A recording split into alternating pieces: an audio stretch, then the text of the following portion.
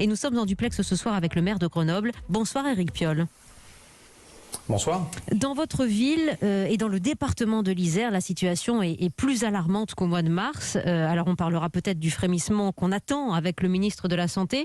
Mais vous avez été pris de court, vous aussi, par l'ampleur de cette deuxième vague, Éric Piolle.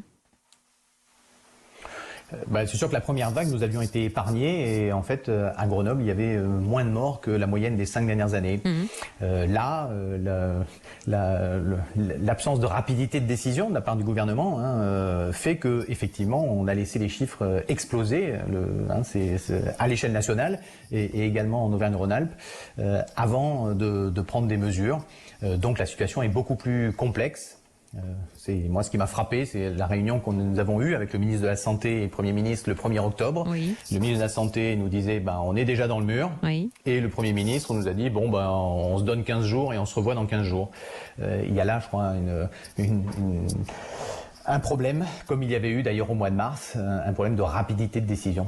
Voilà où nous en sommes avec cette politique que vous dénoncez et décrivez ce soir, Éric Piolle. Cette deuxième vague a tué depuis la rentrée 9000 personnes en France. Avec chez vous une situation qui est à ce point préoccupante que les pompes funèbres sont débordées.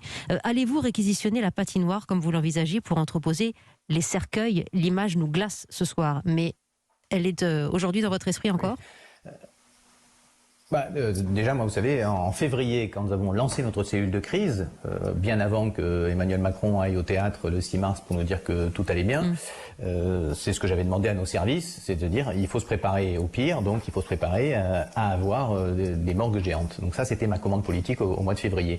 Aujourd'hui, ce sujet revient sur la table, alors on ne sait pas si on va l'utiliser. En pratique, on est sur des petits nombres encore. On parle d'une quinzaine de décès par jour sur le bassin de vie. Là où il y en a d'habitude 5, très vite, évidemment, ça devient un problème. Donc on est à la fois sur des nombres qui sont petits et à la fois, il faut trouver des solutions pratiques, opérationnelles. À l'hôpital, l'hôpital public a réussi à créer 25 lits de réanimation supplémentaires. On en a 54 d'habitude. Et donc pour l'instant, ça va. Il n'y a pas eu d'évacuation de patients hospitalisés à l'hôpital au CHU de Grenoble vers d'autres régions.